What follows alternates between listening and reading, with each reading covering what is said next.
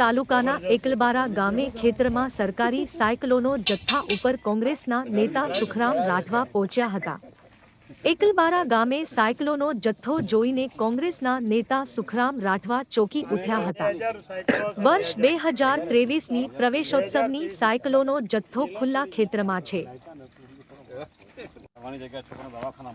સુખરામ રાઠવાએ સરકાર ઉપર આકરા પ્રહારો કરી જિલ્લા કલેક્ટર પાસે કાર્યવાહી કરવાની માંગ કરી હતી। મિત્રો,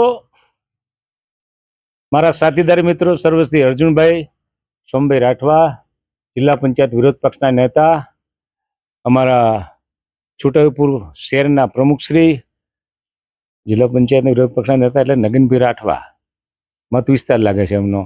આ બધા વિસ્તારમાં અચાનક જ અમારી સાથે એક બીજા મિત્ર જોડ્યા છે, ઉચાપણ તાલુકા પંચાયતના બોડેલી વિરોધ પક્ષના નેતા। અમે નીકળ્યા હતા છોટાઉદેપુર સિવિલમાં, જનરલ હોસ્પિટલમાં છોકરાઓને જે દાખલ થયા, એમની તબિયત બગડી અને એ પ્રકરણ જોઈને જ્યાં આ ઇન્સિડન્સ બન્યો હતો એ સ્થળની મુલાકાત લેવા માટે જઈ રહ્યા હતા। અમે હાઈવેને બદલે શોર્ટકટ નીકળવા ગયા ને શોર્ટકટની અંદર આટલો મોટો સાયકલનો જથ્થો અહીંયા પડેલો જોયો એટલે સ્વાભાવિક છે કે બનાવનારને અમે પૂછ્યું આ સાયકલ વેચવાની છે તો કે ના, સરકારની છે। એટલે ફરી અમને આશંકા જાગી કે જીખે તો ખરા। જોયું તો 2023ના સાલની આ સાયકલો છે, શાળા પ્રવેશો વખતે આપવાની હોય છે, 5-10 દિવસ મોડું વહેલું થાય, પણ આટલા બધા બલ્ક કોટામાં સાયકલો અહીં પડી છે। એનો હેતુ એવો હશે કે છોકરાઓ નજીકના સ્થળે સાયકલ પર જઈને શાળામાં અભ્યાસ કરી શકે। સરકાર એસટી તો પૂરી પાડી શકતી નથી। દૂર દરાર ગામડામાં જ્યાં પગદંડી પણ હોય છે જવાની શાળાએ, એવી જગ્યાએ છોકરાઓ જઈ શકે અને એ સરકારનો જે હેતુ હતો એ ભર લાવવા માટેના પ્રયત્નો હશે। પણ એમનો પારદર્શી જે વહીવટ છે એ વહીવટ કહી આપે કે આ સાયકલો હજુ ગામડાના લાભાર્થી છે છોકરાઓને એ મળ્યો નથી।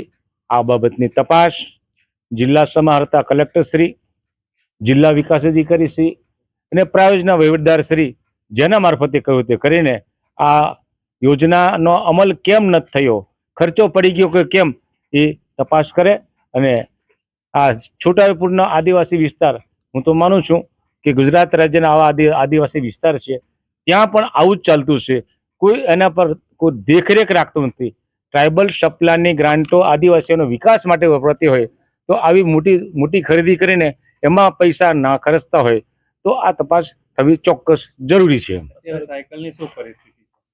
સાયકલ ઉપર કચરો ઉપર ઉગીને નીકળ્યો છે, ધૂળ લાગેલી છે। સારું થયું કે વરસાદ થઈ ગયો એટલે ધૂળ હટી ગઈ છે, પણ